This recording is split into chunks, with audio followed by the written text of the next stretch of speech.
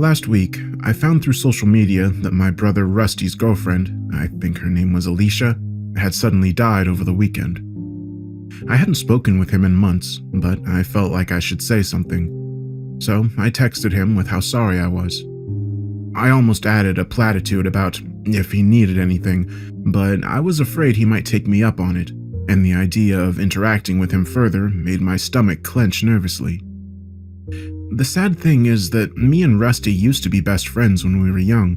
He was 4 years older than me, so he automatically had that big brother thing going for him. But beyond that, we just really enjoyed spending time with each other. We got each other's jokes, had similar interests, and had each other's backs. All that changed the last time we stayed at Aunt Karen's house. Karen had inherited the house from my grandparents years before I was born, and for as long as I could remember, we had always gone there to visit for a week or two every summer. The house itself was massive, with 3 full stories and a large basement, and it sat nestled in 200 acres of countryside that was so removed from what we were used to in the city that it might as well have been a fairy tale land from one of the fantasy books Rusty loved so much. For her part, our aunt seemed to love the company, and every visit she always had fun activities planned and seemed sad to be left alone in the house when it got time for us to go. The last time we went to stay at the house, everything was different. It was early November, and our father had packed us off to stay with Karen in the aftermath of our mother abandoning us all to leave the state with some guy she had met at work. Aside from the emotional toll that took on our family, it left a massive financial hole as well. We were going to lose our house, and our father was trying to get a raise or a better paying job while also trying to figure out where we were going to live long term. To take some pressure off and to buy him the time we needed, Karen agreed to let us come stay with her for as long as was necessary. Karen was still a sweet, loving woman who seemed happy for our company, but she had grown visibly weaker in the last year. We had found out during that year's summer trip that she had been diagnosed with cancer, and while she was hopeful that the chemotherapy would help her, her chances for recovery were slim. The house we loved, that always seemed so filled with laughter and fun, now seemed coated with some kind of residue. A taint of sadness and loss and worry that put a heavy film on everything. We would talk to Dad every night for a few minutes on the phone, and we tried to sound positive because of how sad he had been lately. But by the 3rd day, we were spending most of our time outside, despite the cold and the wet. Exploring the woods and playing games outdoors seemed the easiest way to keep our mind off all the bad things that were going on. Then one day, we stumbled upon a monster. We had headed off into the woods with an ill-defined game in mind. Whoever spotted an animal first got a point. If they could name specifically what it was, and the answer matched the little pocket wildlife book we had brought from the house, they got 4 extra points. Whoever won got full control of the TV remote that night, as Karen had taken to laying down early most evenings. Despite the fact that I was 11 to Rusty's 14, the game was actually biased towards me, as I knew I had the better memory and was more interested in animals and stuff like that. Still, he was 4 points ahead when we entered an unfamiliar clearing and saw the monster that lived there. Except at first we didn't recognize it as a monster. It looked like a dust devil, or in this case, a leaf devil, as it seemed to be just a small whirlwind of leaves and grass twirling around in a relatively open space buried in the midst of a deeper part of the woods. We laughed and watched in amazement as it moved around, both of us expecting it to peter out or wander away after a few more moments, as those kind of natural phenomena tend to do. Except after several minutes it was still going strong, and while it was moving around a good bit, it never seemed to leave a certain space in the middle of the clearing, and, as was becoming increasingly clear, it was unlike anything natural we'd ever seen. Maybe it's a ghost, Rusty offered, not taking his eyes off of it as I stepped closer to him. I considered it before shaking my head. Nah, I don't think so. Papa said there's no such thing, and why would a ghost be out here anyway? Maybe it's a freak nature thing like the lightning out of nowhere, or those places where fish start raining from the sky. I saw him frown slightly. Fish raining from the sky doesn't sound like a nature thing. I shrugged. There's a scientific explanation for it, though. I bet there is for this, too. I wish we had a video camera. Not wanting to let it go at that, Rusty was about to say more when he realized the same thing I just had. The leaf devil had stopped moving. It was just hovering, an ever-shifting swirl of forest detritus that was at the closest point to us that it could reach out and not travel further out than it had gone so far, almost as though it couldn't go further out, which was a troubling thought on its own, but which was temporarily eclipsed by something I was thinking just as Rusty said it. I think that thing is looking at us. I wanted to laugh, to make a joke or otherwise dispel the sense of wonder and fear that was steadily growing in my belly, but I couldn't find words that wouldn't sound hollow. He was right. Though it had no eyes or face that we could see, I had the distinct impression that the leaf devil had noticed us and was now studying us with great interest. Swallowing, I looked up at Rusty. "What do you think we should do?" When he glanced down at me, I could see he was worried, but I could also see excitement flickering in his eyes like a living flame. He looked happier and more himself in that moment than I had seen him since Mom left. I think in that moment, I would have went along with whatever he had said next. As it was, his suggestion was fairly tame. Let's move around a bit, see if it follows us. But be ready to run. If I say go, we run away fast as we can. You know the way back? I nodded, and he gave my shoulder a squeeze. This is really cool, but no need for us to be dumb about it. Looking back up, he puffed out a breath. Okay, let's see if this is just a pile of blowing leaves and we're both dumbasses. Moving slowly with Rusty to the right, I clamped my hands down on my brother's arm as the leaf devil followed us slowly, seemingly tracing the perimeter of some invisible circle. When we went back the other way, it followed us again, silent except for the quiet rustle of leaves twirling against each other in its inner turbulence. Holy shit! Rusty looked more excited now, but I could tell by the way he was licking his lips that he was more nervous too. Maybe even scared, and I didn't know if I'd ever seen Rusty scared before. Looking at me again, he pried loose my hands from his forearm. Tommy, I want you to listen to me now. You go stand at the edge of the clearing. I'm gonna go up a bit and get a better look. See if I can tell what it is and what's got it trapped in there. He licked his lips again as he glanced back up. If it's trapped. I don't know. It could be a big trick. But you see how it's been moving like it has an invisible wall or something keeping it from going any farther? I nodded. Yeah, it's like a force field or something. He returned my nod with a shaky smile. Yeah. Well, if it can reach us, then it may be safe to come back here. Visit it again. But if it's just playing possum or if it can shoot something out at us or something, well, I want you to be farther away and go run for help if anything happens, okay? But why don't we go and... Rusty was already shaking his head. I have to see more. This thing is like a miracle or something. We might never run across something like this again in our entire lives. He paused, and his expression grew sadder as he went on. There's a lot more of life like what Dad and Aunt Karen are going through than cool shit like this. If you want to head on back, I'm cool with that. And I won't ever make fun. But I have to see this while I can. Okay? I said I understood, and I even think back then it was the truth. But either way, I wasn't going to leave him alone, so I told him to be careful and stepped to the edge of the clearing. The leaf devil didn't move as Rusty approached, and my brother's every step was slow and deliberate as he crept closer. Suddenly, he stopped. There are rocks in the ground. Like big ones buried in the ground, it looks like. They go all the way around. He started moving left in a big circle, and as he moved, the leaf devil went with him. I couldn't see the rocks between the distance, the angle, and the grown-up grass, but it was clear that it was moving along some invisible perimeter as it followed Rusty. It was alive, and it seemed to be trapped somehow. Over the next week, we spent most of our free time in the clearing. Our first day back, I had felt sure it would be gone, but there it was, floating near our side of its prison, as though it had been waiting for us or knew we were coming back. Rusty had brought a tennis ball with us this time, and after we went over the safety rules in case it suddenly did something different, we started experimenting with what it could do. We rolled the tennis ball into its circle, and without fail, it would pick up the ball in its relentless winds and push it back toward us. We'd toss it underhand or even throw it overhand, and so long as the ball passed through the circle of stones, it would snag the ball and send it back to us like a game of catch. Every day we would try new things, and while we were having trouble communicating beyond simple games, it wasn't for lack of trying. It either couldn't talk or chose not to. but we had still spent several hours peppering it with questions and telling it more about ourselves. We named it Harvey after the old movie about the invisible rabbit, or Puka, as Rusty would correct me.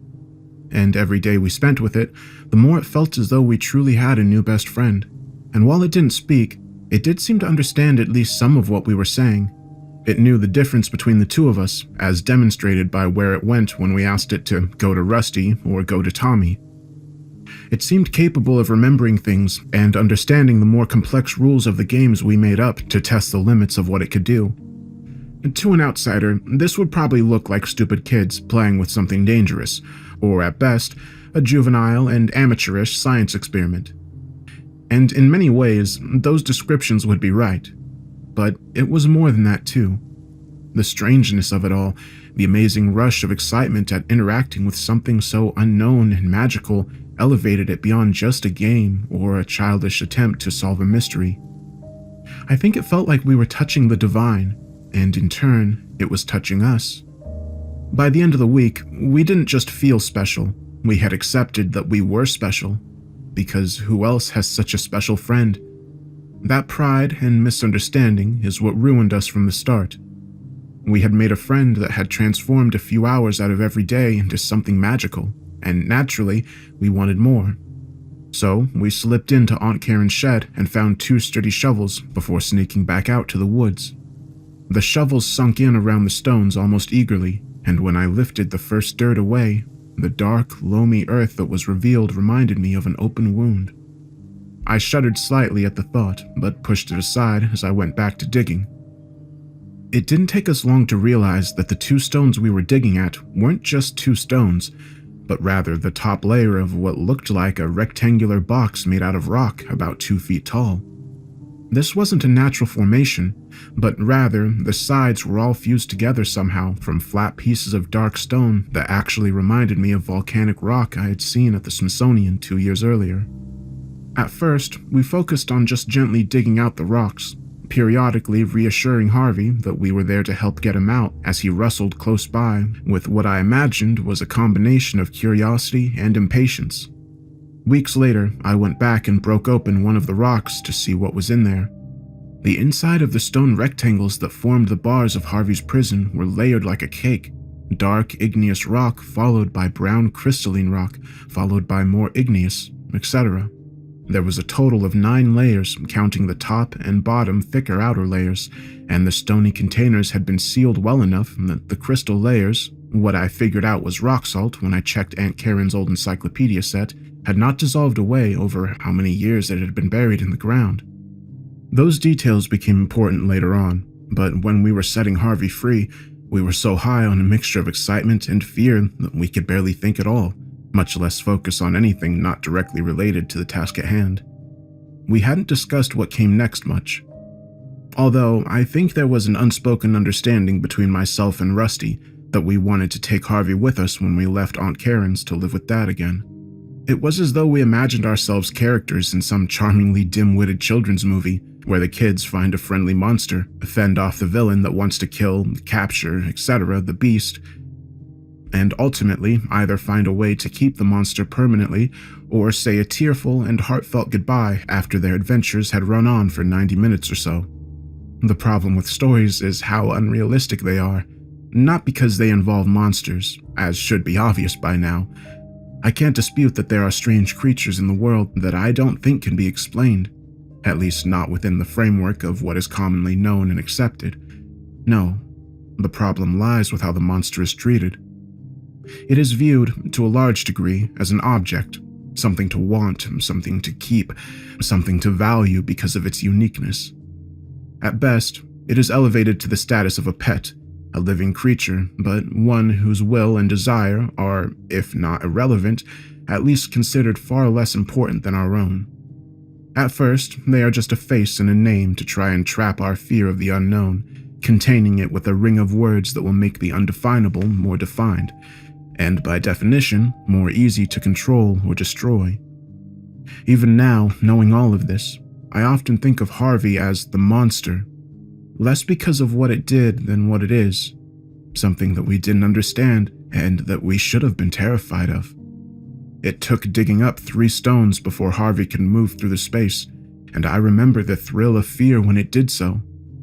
I felt like we had snuck into a circus and opened up a lion's cage, except as it passed the threshold of its prison, it wasn't a lion or even a leaf demon anymore. Now it was a large hedgehog.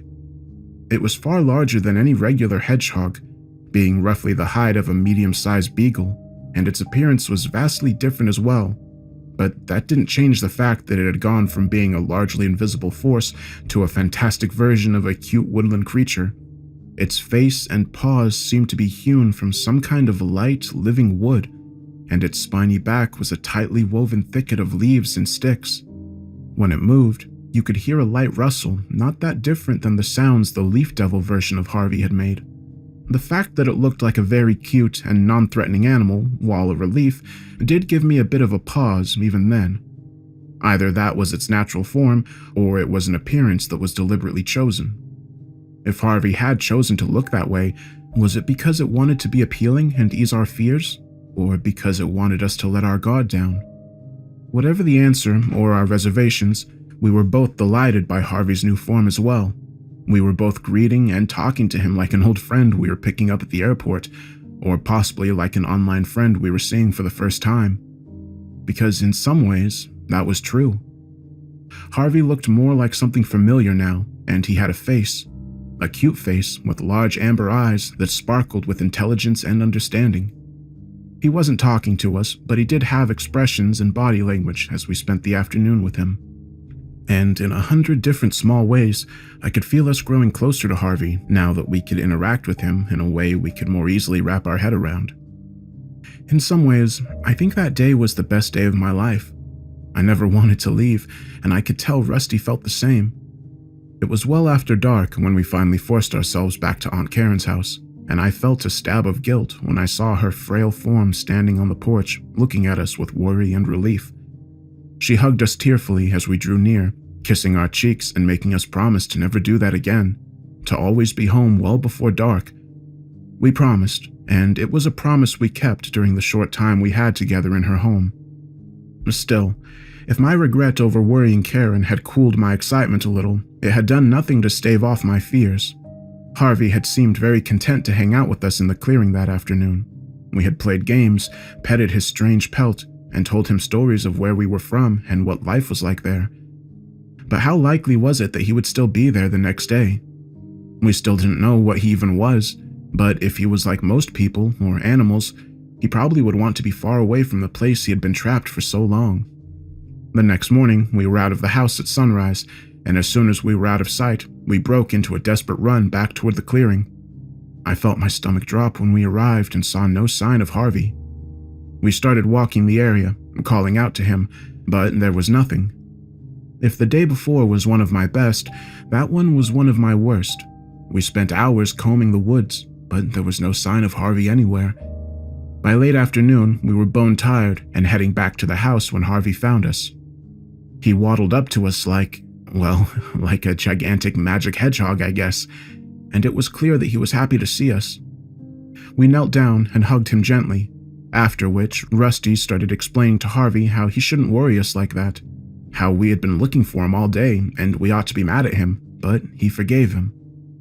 Something stirred in the back of my head at that, though at the time I didn't recognize it for what it was. It was growing dark again, so we reluctantly said goodbye, though this time Rusty told Harvey to follow us close to the house so he would know where we lived and could meet up with us more easily next time. That we would be back at the edge of the trees near the house the next morning. Again, a slight tickle in the back of my head that made my stomach uneasy, but I tried to ignore it as I waved bye to Harvey and followed Rusty back to the house. The next few days were fun and exciting, and in many ways it was like we were living in some kind of fairy tale. We would get up early, spend the day with Harvey, and then come back home in the evening, tired and full of anticipation for when we would get to see him again. But as happy as I was, I had come to recognize the little twinge I would get in the back of my head from time to time. It was worry. Not worry that Harvey was going to hurt us. That was always a possibility, but he'd had plenty of chances if he wanted to do so. But worried that Rusty was... well, he just seemed different somehow. He had never had pets growing up because my mother was so allergic, and while I loved cats and dogs, my only real exposure to them had been in public or when I was over at a friend's house. I had even less exposure to how Rusty was around them. But the few times I'd seen them with him when he met a dog or cat, he had been the way he always was, gentle and kind. But some people are different with their own animals, and some people view pets less as a friend or a companion and more as an object to be used, or, well, even abused. I never saw him actually be mean to Harvey. He never hit him or anything like that, but I found myself growing more concerned with how he was treating him just the same. He would tell Harvey what to do, try to make him do stupid tricks, yell at him if he did something different than what Rusty wanted. A couple of times, I told him to chill out, and it seemed to help for a time. But before the end of the day, he would be back to treating Harvey like he was a misbehaving dog that he planned on bringing to heel. Maybe that doesn't sound like much. He's a teenage boy treating a magic animal like a non-magic animal. Except it was more than that. First, Rusty would get this odd look on his face at times.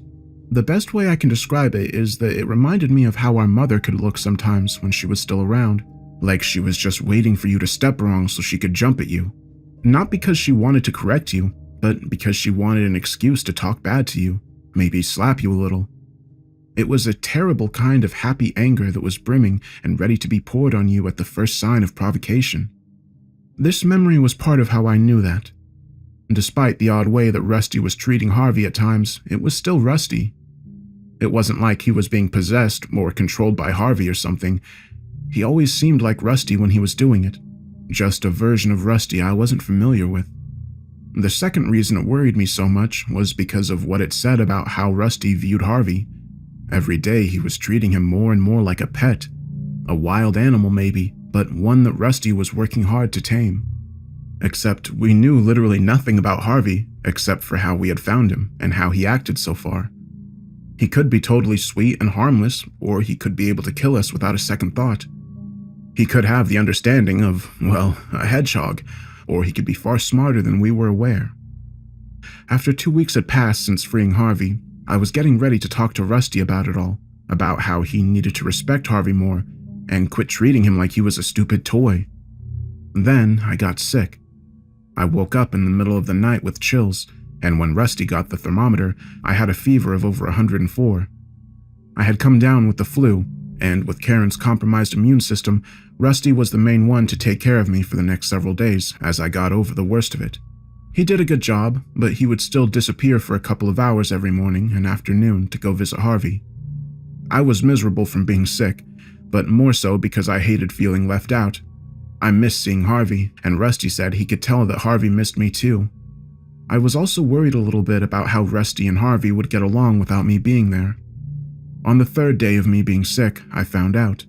I heard a commotion as Rusty came running up on the front porch and flying through the door before locking it behind him. Karen was up in her room, so he managed to avoid any questions as he made his way to our bedroom downstairs. Despite that, I almost yelled when I saw him come in. He was sweaty and dirty, but I barely noticed for looking at his right leg. It was bleeding badly from 2 long cuts that looked like large claw marks. His eyes were wide with fear as he looked at me. "What happened?" He shook his head. I don't know. Harvey got mad or went crazy or something. He changed shape again, got bigger, and he tried to kill me. His face began to crumple in as tears began springing up and running down his dusty cheeks. He hobbled over to the window. He followed me, but I think he stopped at the edge of the trees.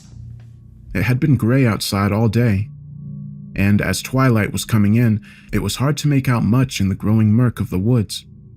And then I saw him, a massive shadow deeper than the rest, defined only by its own darkness and the flickering glow of large amber eyes.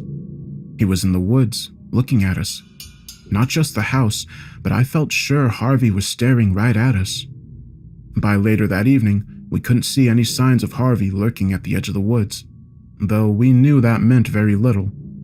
Rusty bandaged up his leg and went back through what had happened with him, but it still made little sense. He claimed that they had just been playing fetch when Harvey had suddenly started making a terrible noise as his shape and size changed. Rusty immediately knew something was wrong, but thought at first he could talk to Harvey and calm him down, He took a couple of steps toward the creature, and that's when he got clawed on the leg. Rusty was clearly still upset as he talked about it, seeming to vacillate between fear, anger, and sadness at what he seemed to view as some kind of betrayal. For my part, I didn't know what to think. I wanted to believe Rusty, but I also hated the idea that Harvey would intentionally hurt one of us, both because I saw him as our friend and because of the implications that might have. If we had angered some kind of magical monster, who knew what it might be capable of? That's what led me to convince Rusty we needed to go back out to the clearing. The rocks there were the only thing we knew of that could stop Harvey, and we needed to either get the rocks or figure out how they worked. I didn't want to hurt Harvey, but if we could block him or ward him off for a time, maybe at least things wouldn't get any worse and I'd have more time to figure out a way of fixing things. So, the next day, we went back to the clearing, this time carrying shovels, more as makeshift weapons than digging tools. We didn't run like before, instead picking our way carefully through the forest and jumping at every noise. I kept expecting to see a leaf devil or some kind of hulking forest monster come charging at us from out of nowhere, but nothing like that ever came. And after breaking one of the rocks and seeing how it was constructed inside, I was already starting to have the beginnings of an idea of how we could protect ourselves from Harvey. Rusty had always read more fantastical stories than me, so he was the best expert we had on myths and legends and various superstitions. When I put down Karen's encyclopedia from reading about rock salt and asked him about it, he pondered it a few moments before nodding. According to him, there were several legends about different creatures being affected by various mundane things. Silver, of course, but also iron, running water, or in some cases, salt. I was still weak and running a fever at this point, and my exertion during our secret trip to the clearing and back had taken its toll. I was in a cold sweat, and as it got later in the day, I could tell my temperature was shooting up as my joints began to ache and my head started swimming. I needed to sleep some and think of the best way we could use our new information. Maybe a weapon we could carry to fend him off if there was another attack, or a salt barrier around the house until he calmed down, or something. I still had hopes we could fix this, and if I'm honest, I still had doubts about what exactly had happened. Rusty had given me some more flu medicine, and it didn't take long until I could feel my consciousness slipping away. I told him just to stay inside for now, that we would figure it out. He smiled at me and nodded, told me not to worry, that it would work out, that he already had a good idea that might work. I wanted to say more, but I was gone. I remember being plagued by dark dreams while I slept, terrible things that I told myself were born from the fever and medication. Either way, I slept my troubled sleep until noon the next day, and when I did finally wake up, I found myself in sweat-soaked sheets, but feeling much better. My fever had finally broken. I was getting out of bed when Rusty came in, his face lit up in a way I hadn't seen in days. When I asked him what was going on, he had told me he had figured it out, that it was all better now. Then, to my growing horror, he began to explain. He said he had gone back out to see if there was anything we might have missed at the clearing, and to see if he could bring back at least a few pieces of rock and salt so we knew he had something that worked. As a precaution, and having no idea if it would have any effect at all, he also carried a small sandwich bag of table salt with him from Karen's pantry. He was halfway to the clearing when he saw the leaf devil approaching him from the right. He didn't want to have another fight with Harvey, so he just hid behind a tree and stayed there, hoping he hadn't been noticed. But he had, and as Harvey grew closer and closer, the whirring wind seemed less like a stirring breeze and more like a buzzsaw. He heard the force of it tearing into the far side of the tree, and he imagined what it would do to his skin when Harvey finally reached him. So he took a fistful of salt and threw it around the tree. The effect was instantaneous. There was a loud and rapid crackling sound like a distant firework, and then Harvey was quickly moving away again. He didn't know if he had hurt the monster, but he was pretty sure it didn't like salt of any kind. Already shaken and scared, and satisfied that regular table salt would work too, he came back to the house and began trying to formulate a plan.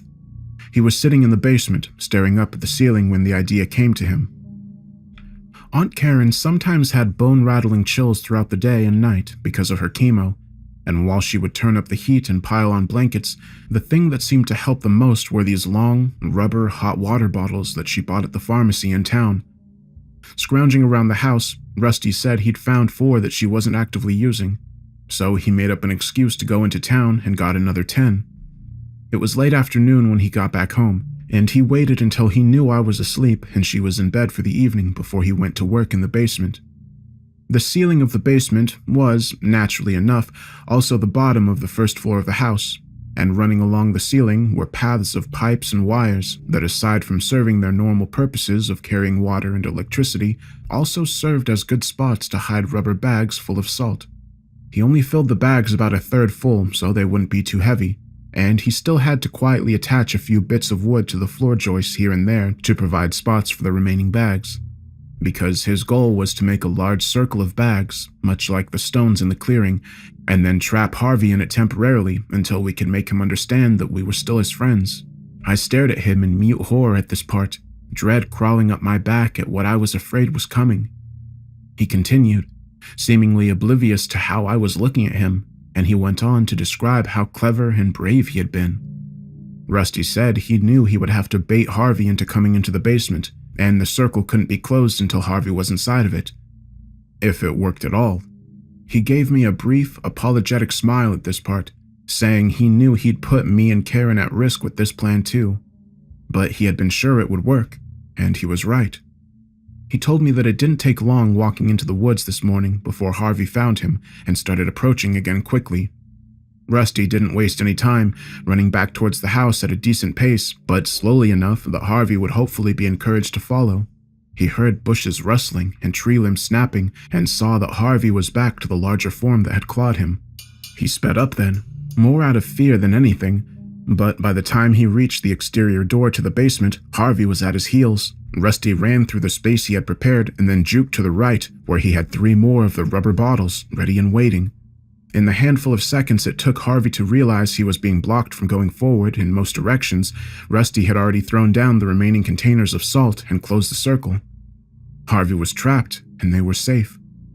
I had held my tongue until he was finished. I wanted to hear everything, and I was afraid he might stop telling me or leave something out if I started yelling at him mid-story. But when he finally fell silent, that's when I started to scream. Tears of rage running down my face as I gave voice to everything I'd been trying to ignore for weeks now. I told him he shouldn't have messed with Harvey again. He should have just left him alone, and Harvey was probably mad at him because of the way Rusty treated him. Like he was stupid, like he was our pet. Now Harvey was always going to hate us, and it was all his fault. I'd half expected Rusty to get mad, or given how he'd been lately, even try to hurt me. But he looked like the one who had been hurt. His bottom lip began to tremble as I spoke, and as I saw him start to cry, I lost my will to go on. We sat together on the bed, silent and miserable for several minutes before he spoke in a shaky voice. I don't want us to lose him. That's why I'm doing all this. I need to make sure he listens to us, does what we tell him to do, so we don't lose him. So he'll come with us when we go home. I shook my head in disbelief. I think he meant what he was saying, but he didn't seem to understand how backwards and stupid it all was. I was still struggling for words, for an answer for this mess, for something, anything that might help. But when Aunt Karen came to the door, she looked concerned when she saw our expressions and tears. Are you boys all right? Rusty nodded. Yeah, we were just talking about stuff that makes us sad. But I think Tommy is doing better. Aren't you? He glanced at me meaningfully, and I nodded, trying to give Karen a smile. She returned it, her eyes still troubled. Well, there's been a lot going on. And there's no shame in having a little cry from time to time. Anytime you boys need to talk about things, I'm always happy to listen. Her expression darkened slightly for a moment before she continued on. But I have some good news for you. Your father is coming to get you this afternoon. He's found you a new place, and he thought it'd be a good idea to get you settled before Christmas comes in a few days. He says you'll be able to start back to school in January, too. Either at your old school or a new one closer to the new apartment. I saw Rusty's fists go white as his fingers clenched on the bedsheets. But Karen, we'd like to stay with you longer. We can help out more, too. She shook her head with sad eyes. There's nothing I'd like more than for you to stay. But your father misses you terribly, and he needs your help too. Just promise you'll come back and visit me every chance you get. The next 3 hours were a flurry of whispered conversations, hurried packing, and my own internal debate about going down into the basement to see what Rusty had done. Our father arrived at 4, and by 5 he was ready to hit the road. I made the excuse that I had an upset stomach and needed to go to the bathroom before we left, and he gave me a sympathetic hug and told me to take my time. I cringed inwardly at another reminder of one of the big unspoken reasons he had chosen now to come get us was because I had been so sick. As with all of it, some of this was my fault, and I needed to try to fix it if I could. I made a show of heading off in the direction of the bathroom before veering towards the basement door. My heart was thudding as I crept down the wooden steps, and as I looked out into the basement, I was surprised by how very normal everything looked. I could only see a few spots where the hot water bottles were able to be glimpsed in the shadow recesses of the ceiling, and the area below seemed empty at first. Then I saw Harvey slowly fading into sight. He was back to looking like a hedgehog, but he looked dingier and less magical now. More like a statue or carving that had been given some form of crude life than the enchanted miracle we had come to know and love. He lifted his head and regarded me somberly as I approached.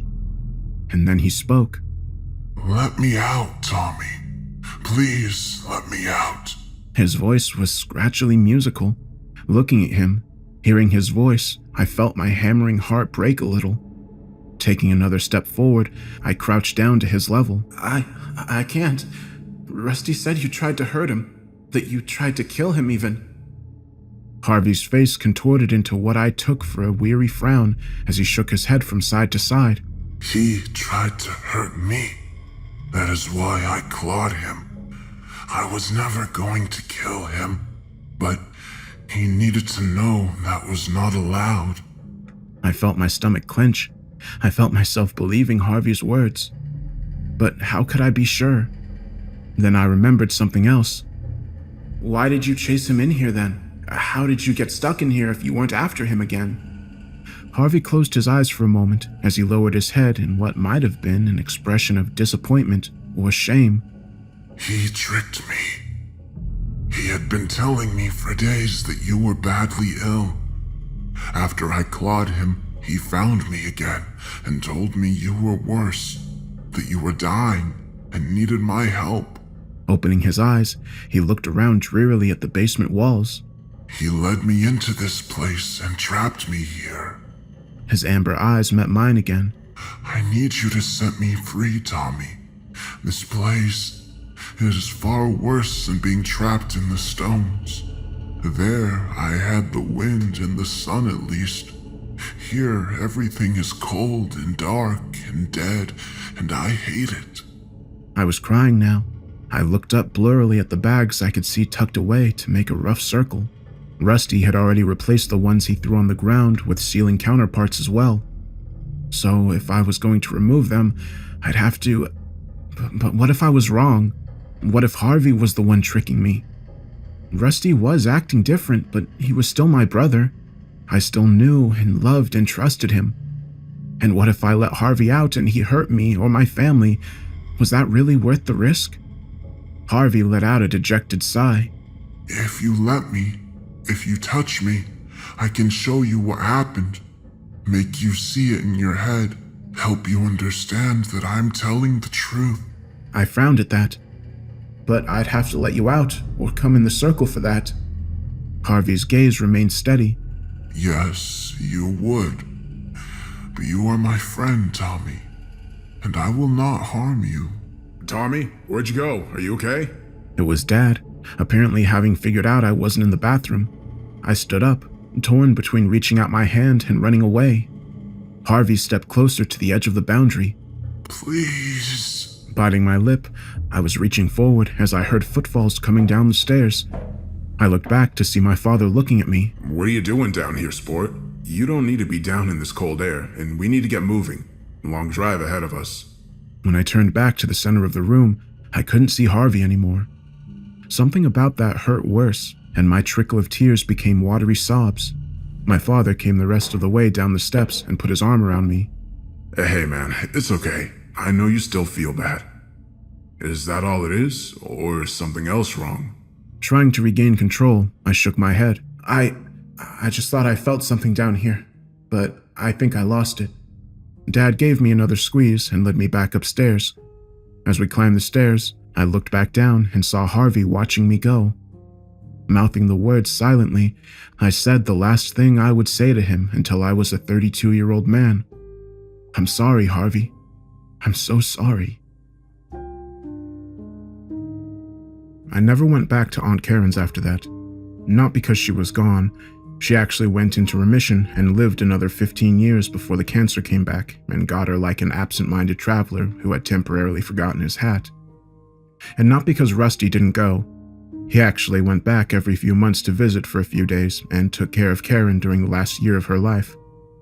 It made sense that she left the house to him, and while he didn't live there as far as I knew, I had no doubt he visited it often. I lost a lot that year. My mother, most of my time with Aunt Karen, and worst of all, my two real friends in the world. Rusty, he was never the same after our time with Harvey. He was never mean to me, and we would sometimes still talk or do things together, but it was always hollow and forced. There was something between us now. That something was Harvey. I grew to hate myself for not being braver and more trusting when I had the chance. I learned to hate myself even more as months and years went by and I did nothing to correct my mistake. I think people don't really know themselves until they have to do a really hard thing that is also the right thing. Their choice holds up a mirror that cuts through excuses and self-deceit, if only for a time. Well, I had seen myself in that mirror. I saw myself every time I turned down a chance to go to Aunt Karen's and set Harvey free. Every time I made an excuse or rationalization for my inaction. Every time I pushed myself further and further away from Rusty rather than ask him the hard questions. How was Harvey doing? Was he still trapped in the basement? And the hardest question of all, just what are you doing to him when you go visit? By the time I left for college, I barely saw Rusty at all. It made it easier, you see. Easier to not remind myself of the strange and disquieting young man my brother had become and the weak coward I had always been. Easier to half deceive myself that my memories of Harvey were all just fanciful fever dreams of a young boy who was losing his friendship with his older brother. That is why I felt a wave of panic nausea when my phone started buzzing and I saw that it was Rusty responding to my condolences about his girlfriend. That's why after 3 days of messages that moved from "thanks for reaching out" to "we need to talk soon" to "answer your phone, Tommy," I just turned it off. That's why I didn't open up the envelope I got in the mail until a few days ago. It was a burnable DVD with a sticky note on the side that said, "Watch this and then call me, Rusty." I felt all the air was leaving the room as I put the disc in my computer and hit play. At first, I didn't understand what I was watching. It was a home movie of some kind, and it was in Aunt Karen's house. Or I guess it was Rusty's house now. That's actually what was being talked about on the video. It sounded like Rusty was recording the video with his phone, and his girlfriend, Alice, not Alicia, was being given a tour of sorts. He was talking about the remodeling he was doing and how excited he was about it. At first, it seemed normal enough, and I found myself missing my brother as he talked to Alice and joked with her. He sounded more like his old self with her. But then he said he wanted to show her the basement. She seemed willing enough, but it was clear that she was expecting more than the bare room that the camera was showing. There was no sign of Harvey, but there was an area of the concrete floor that seemed rougher and more worn than the rest. It was in the rough shape of a circle. The view of the camera was suddenly jerked away from the room and back to Alice. Rusty was clearly excited now, and as he talked, the camera shifted again as he squatted or knelt down on the basement floor. That's when I realized he was proposing to her. She seemed to realize it at the same time, and her expression turned from pleasant curiosity to concerned dismay. She took a step back as she interrupted him. Russ, no. You need to stop this.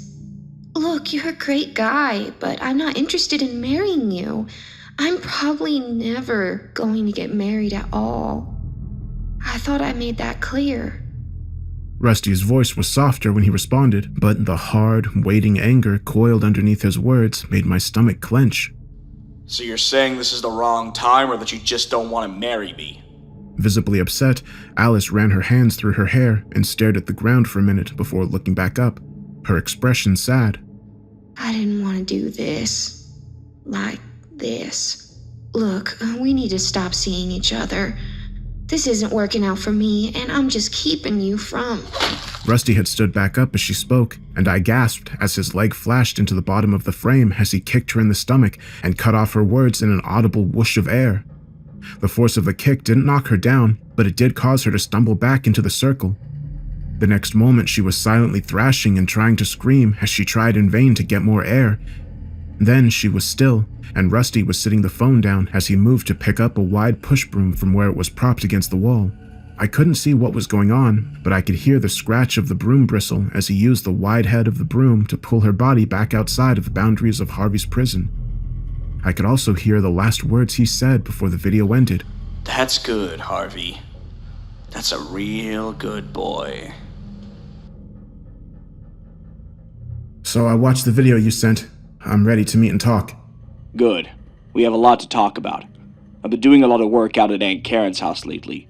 You want to just meet me out there? I'm not ready to go back there. Not yet. Let's meet somewhere neutral and just talk for now. Want to meet me at the mall in Glen Cove? Don't trust me, huh? Well, I get why the video might freak you out a little, but you're safe with me, little brother. Glen Cove, tomorrow at about noon in the food court? Fine. See you then, Tommy. I've missed you. Of course, I wasn't going to the mall in Glen Cove, or Glen Cove at all. I was going to Karen's house to finally finish this for good. I left home early in the morning, but with the drive time, I still didn't reach it until 11:45. Parking up the road and out of sight, I walked in far enough to see that there were no cars or other signs of Rusty hanging around. I still found myself wanting to hesitate, wanting to wait longer to make sure he'd really gone. But I forced myself to stop. The time for excuses and waiting was over. It was time for me to stop being a coward. The exterior of the house looked the same, aside from a fresh coat of paint and some flowers planted along the front porch. Climbing those steps was hard, but it wasn't just sadness that I felt. There was anger there too. Anger at myself for the mistakes I had made and all the things I left undone. But also anger at Rusty. He had betrayed Harvey and me, but what's more, he had betrayed himself. The version of Rusty that could have been. A good brother and a good man. For what? Aunt Karen's house and becoming more of a monster than Harvey had ever been? It took 3 kicks for me to get the front door open. Stepping inside slowly, I looked around to make sure I wasn't walking into a trap. I didn't know Rusty at all anymore, and I couldn't assume he wouldn't kill me just as quickly as he had that poor girl on the video. But as I walked through the house to the basement door, there was no sign of him or anyone else. Well, that's not strictly true, because even at a distance, I felt like I could somehow sense Harvey stirring down in the dark below me. Blood thrummed in my ears as I opened the door and started down the stairs. The basement was well lit with fluorescent lights, but at first I didn't see anything different than what was on the video.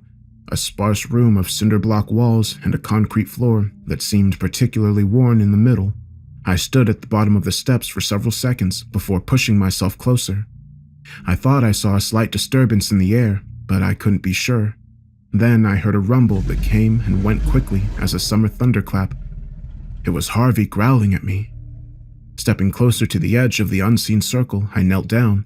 "Harvey, do you know me?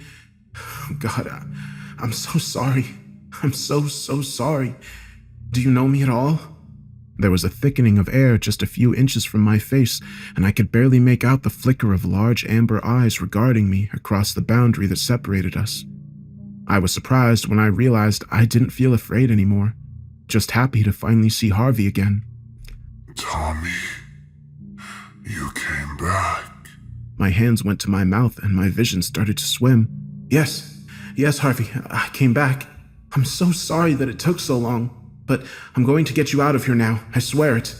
I stood up as my eyes went to the ceiling. I didn't see any hot water bottles up there or anything out of the ordinary at all. I was taking out a flashlight when Harvey spoke again. "They're not up there anymore. He dug a trench in the floor years ago, filled it with salt and covered it up." Heart sinking, I looked closer at the floor and saw he was right. There was a barely perceptible ridge of newer concrete all the way around. He had decided to make Harvey's prison permanent. Looking up at Harvey's eyes, I tried to smile. "Don't worry, I'll find something and break it up. I'll be right back." Just then, my phone buzzed. It was Rusty. I see you at the house, Tommy. Got cameras all over now. Stay away from Harvey until I get there. I mean it. I gripped the phone tighter before jamming it back in my pocket. Rusty knows I'm here and he's coming back, so I have to hurry. It should take him an hour to get here, so we should be okay. Looking around the room, I asked, "Do you know where he keeps his tools?" Harvey's voice had been faint and distant at first, but this time it sounded a bit clearer, a bit stronger. I don't know, but he always brought them from outside. The shed. I ran out the exterior door and around the side of the house to where the old shed still sat, lopsided and moldering. The only thing new about it was the padlock on the door. I didn't have time for this shit. It'd only take a few hits to break one of the rotting boards lining the side of the shed, and after that, it was short work to pry open a hole big enough for me to climb through. The interior was dark, with only small beams of sunlight poking through between the uneven slats of the roof. When I shined my flashlight around, I saw that the shed was both smaller and more filled with tools and junk than I remembered. It took several minutes of searching to find a hammer and a heavy screwdriver to use as a makeshift chisel. And while they weren't the ideal tools for the job, I worried that wasting more time searching would be worse than going with what I had. My first attempt at chipping away the concrete did very little. First, I used big, hard swings that sent the metal tip of the screwdriver this way and that. Then I tried smaller taps that were too light. But after a few tries, I got into a rhythm of fast, hard strikes in the same spot, and I started making progress. In just a few minutes, I was sweating, though I wasn't sure if it was from the exertion and concentration or just my growing fear that Rusty was going to get there before I had cleared enough of the salt away. I let out a little yell as the screwdriver bit deeper. I had broken through to the bottom of the salt trench. That's when Harvey spoke again. Tommy, he's almost here. I can sense him. You need to be very careful. He will kill you if you anger him enough. I shook my head. I can handle him. I'm getting you out. You need to understand this. There is no way to handle him. You don't know what the man has become. If you continue trying to save me, he will try to kill you. I stopped for a moment and looked up into Harvey's eyes. Why are you telling me this? Harvey was silent for a moment, as though considering before he spoke again. Where I come from, there is a saying, everything is paid for. Yeah, I've heard versions of that here too. Good. Maybe that will help you understand then. Rusty has to pay a price for all that he has done. So must you. So must I. Whether now or later. Everything is paid for eventually. I went back to digging at the trench. We can talk more about all that later. For now, I need to get you out. It's too late. He is already here. Tommy! Tommy, you little shit! Get away from him! Get up here! The screaming had started as soon as the front door opened, and he was at the top of the stairs in seconds. I mean it, Tom! I was prying wildly at the crack I had opened up, and a chunk of concrete flew up as Rusty started thundering down the steps. I looked at him as he reached the bottom, and I felt my heart sink at what I saw. He was still Rusty, but there was a wrongness to him now. My brother was always clever, and I'm sure he had learned to hide it well enough when he was in control of himself, but he wasn't in control of himself now. His expression was wild and crazed, and as he dashed around the perimeter of Harvey's prison to reach me, I saw the terrible truth of him in his eyes. He wasn't just willing to hurt and kill me. He wanted to. I dodged to the side at the last moment, but he compensated and hit me in the ribs, falling on top of me as I felt my shoulder crack painfully into the concrete floor. I tried to get away from him, but his hands were clawing at my shoulders and head as he tried to leverage himself into a better position atop me. In a second, he'd be on my back, and then it'd all be over. So I did the only thing I had left to do. I took the hammer and swung it hard at his head. The effect was immediate. His limbs went limp as he started to slide off me. I thought for a moment he was dead, but then his eyes started to flutter open as blood dripped down onto his eyelashes. By the time I was on my feet, his gaze was steady and hot as he started reaching for me again. Enough of this. It was time to be done. It was time to pay. I stepped behind Rusty and wrapped my arm around his neck. He struggled weakly at first, but then he saw I didn't mean to choke him out. Instead, I was dragging both of us inside of Harvey's circle. He began screaming and wailing then, a newfound strength born out of terror making it hard to hold on to him as I crossed into the hidden salt threshold. Gritting my teeth, I clung on tightly and fell backwards, using my weight to yank him the rest of the way inside. Harvey was over us now, the air darkening as he took shape. He didn't look like a particular animal now. Or perhaps he looked like several. He had the broad, emaciated head of a starving bear perched on shoulders that were almost ape-like, except they terminated in arms that were closer to entwined branches than flesh and bone. His hands, thin and well-articulated bits of clay and stone, reached out to Rusty's face even as the man let out a pig-like squeal of terror. I smelled something foul and realized he had shit himself, and I couldn't help but feel some dark satisfaction at the depth of his well-deserved fear. I looked up at Harvey and grimaced. "Do it. End him. End both of us if you need to. Just let me get you out first. I accept the price that has to be paid." Harvey's gaunt countenance seemed to frown slightly at that. No, Tommy. You misunderstand. Death is not the price. Death is no punishment at all. And Rusty's price is for him alone. Rusty had sank into petrified silence, but his mind wasn't gone, at least not yet. He was listening carefully to what we were saying. I looked at Harvey in confusion as I checked my grip on Rusty's neck and wrapped my arms around his own. "What then? What are you going to do to him?" Harvey looked almost sad. My kind call it being made dim. It is the worst punishment we have. Rusty will be bound to this place forever. Here, but not here. Seeing, but unseen. Knowing, but unknown. A shadow that can never leave, never die, never rest. I swallowed. "That's his price? For all he has done?" Harvey nodded. It is. Can you accept that? It will only take a moment, but I need him held still.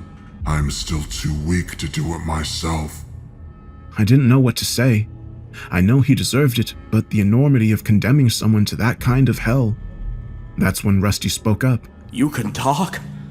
All this time, you could talk? I dedicated my life to you, taught you so much, and you never said a word to me. But you talk to him, like I'm not even here. Harvey's gaze flared as he registered Rusty, and I felt him begin to tremble under the creature's glare. While I wasn't afraid exactly, I couldn't help but hold my breath. Even in his diminished state, Harvey looked somehow regal. You were never worth speaking to. Never my friend. You were nothing. And you'll soon be less than that. His eyes went back to me. Are you able to help in this? Rusty was trying to twist to see me as he stammered out words fast and hard. Tommy, don't do it, man. I'm messed up. I know it. But I'm your brother. I love you. This thing, I think it messed with me. Maybe do bad things. It's some kind of messed up monster, and I don't blame you for abandoning me, for leaving me with it. But I need you now. We can beat it together. Just don't let it— Shut up! I felt Rusty tense slightly. What? I said shut up! I should have stopped you when we were kids, but I can't change that. But I can sure as shit stop you from hurting him or anyone else again. Rusty gritted his teeth. You picking that thing, that monster, over your own brother? I dug my forearm into his neck so hard I felt his tendons creak. The only monster down here is you. Looking up at Harvey, I nodded. Do it. It really did happen quickly. Harvey trailed his fingers over Rusty's face before pressing hard against his forehead. In a deeper, rumbling voice, he spoke a phrase as Rusty began to wail again for the final time. Kravosh Enlia Selah. And then Rusty was just gone. It was strange because it wasn't like he vanished. Not exactly. It was more like he was sitting in the corner and I just kept forgetting he was there. I looked around and thought I saw a faint shadow nearby, but when I tried to focus on it, it went away. Turning back to Harvey as I sat up, I asked if that was it. He nodded with a sigh. Yes, Rusty's part is finished. Standing up, I bent down and reached for the hammer. Then let me finish getting you out. It took another 20 minutes to break enough of the barrier to free Harvey, and when I was finished, I set the tools down and asked him if it was time for me to pay my price too. He made a sound that might have been a chuckle as he slowly moved out of the circle. Help me outside if you will. We can talk about it there. I took his large, slender hands and felt myself wince at how fragile they felt in my grip. Trying to be gentle, I walked him through the door and into the afternoon sunshine. The moment the light hit him, Harvey began to change. His head filled out and his body thickened from a slight figure to a massive frame that dwarfed my own. All across his body, I could see new leaves and branches growing and filling in ragged gaps that had been there moments before. And across his broad, barreled chest, I could see flowering moss spreading like deep green fur. I couldn't help but smile at him. Are you feeling better now? He returned a toothy smile that was somehow warm instead of terrifying. Much better, yes. Good. I almost stopped there, but I felt compelled to go on. Look, I know I've said I'm sorry. Sorry for what we did to you. Sorry for everything you went through. But I want you to know that I mean it. More than anything in my life, I wish I could take it all back. Harvey nodded. I believe you. I'm sorry for your regret and pain, but that pain isn't the price. Part of the price was what you did there, helping me balance things with Rusty. The other part, well, it's up to you if you want to pay it. I frowned. I told you I'll pay whatever price you think is fair. I know I deserve it. The rumble that might have been a chuckle rose from his throat again. Hear what it is first, then decide. When I nodded, he went on. Your sadness and regret are based on what you know, but there is much that you do not know. I can show you everything that Rusty did. I remember. I can show you what my time in that circle was like. You will know and feel it as profoundly as if it were your own memories. And unlike some memories, these will not fade with age. Or you can choose not to see those things and go your own way. I raised an eyebrow. What do you mean, go my own way? Tommy, you are my friend, but the love of a friendship is a precious thing. It must be paid for just like everything else. If you are willing to see the rest, the whole truth, we will remain friends forever. I will be going back to my land soon, but it may be that our paths would still cross from time to time, and in between, you will always be in my heart. And if I don't see the whole truth, if I don't pay the full price? Our paths will never cross again, and while I'll still love you, our pact of friendship will be broken. My legs trembling, I met his eyes as I stepped forward. I think I understand. Show me, Harvey. I won't try to describe all the terrible things he revealed to me, the torture and the cruelty he endured, the slow rot of Rusty's soul as he continued to feed his darker appetites. I saw many, many things, and when it was all over, I lay in a broken heap on the ground, weeping. After some time, I felt Harvey's large hand gently stroking my back. You have done well, Tommy. I know it wasn't easy. I looked up at him and smiled. It wasn't, but it's nothing compared to what you went through. Harvey sat down next to me and shrugged his large shoulders. It wasn't always as bad as that. Where I'm from, there's no such thing as sleep or dreams. At least not as you know them. But while I can't truly sleep, I can submerge myself, live inside myself. It makes it easier to survive, to stay sane. I rubbed my face. So you did that a lot? Stayed inside yourself? Not at first, no. I hoped Rusty would change his mind, or you might come back. But as time passed, I saw little hope of anything getting better. So I sunk deep inside myself for longer and longer periods. It was a selfish thing for me to do. I frowned. Why is that selfish? You were being tortured. Harvey's eyes flickered as he looked at me. You didn't see any memories of Rusty killing anyone, did you? Of him using me to kill anyone? I shook my head. That's because I was buried down during those times. I still did it, and I know I did it. But at the time, well, I can't dream, but that's what I imagine having a dream must be like. A nightmare. He stood up with a soft rustling sound. I still have my price to pay for that too. He looked troubled for a moment before offering me a smile. But that's for later. For now, I'm glad I had some time with you again. I stood up too, a knot growing in my stomach. It sounds like you're about to go. He nodded. It's time. But it may be that we see each other again someday. I really hope that we do. Before I could say anything else, he reached forward and pulled me into a tight embrace.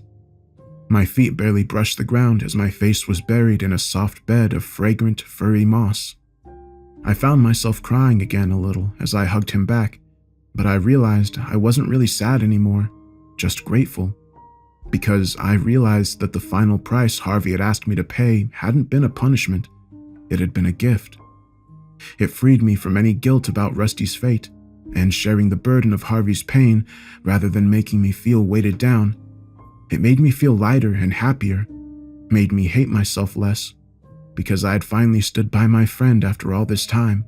I had done the right thing for once in my life, and I had helped stop a monster from ever hurting anyone, including me, again. I gave Harvey another hug as I began to sink back to the ground. He was starting to fade away, and in a matter of moments, I was watching as a large leaf devil whirled and danced out of sight. I waved a final time and began walking toward my car with a smile on my face. I knew I would miss him in time. I knew I'd miss Rusty as well. But for now, all of that seemed very distant and unimportant compared to the wonderful truth burning in my heart. We were both finally free.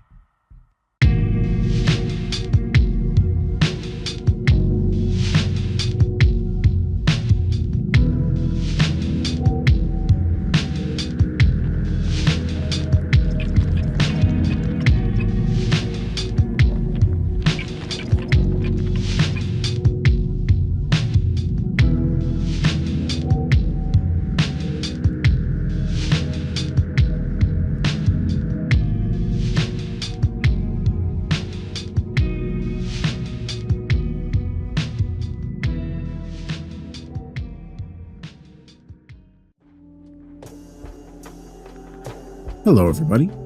I thought this story was pretty interesting. This one was written by the same author that did My Job is Watching a Woman Trapped in a Basement. I'm not sure if many of you have seen that one, but from my understanding, all of the author's stories do take place in the same universe. There's nothing in this story that directly connects to it, but I did think that was something interesting that you all might not be aware of. I really liked the ambience and the somberness of this story. With this one also, there wasn't a lot to do sound design-wise, so I mainly tried to set the scene with the music, and I hope that worked out well.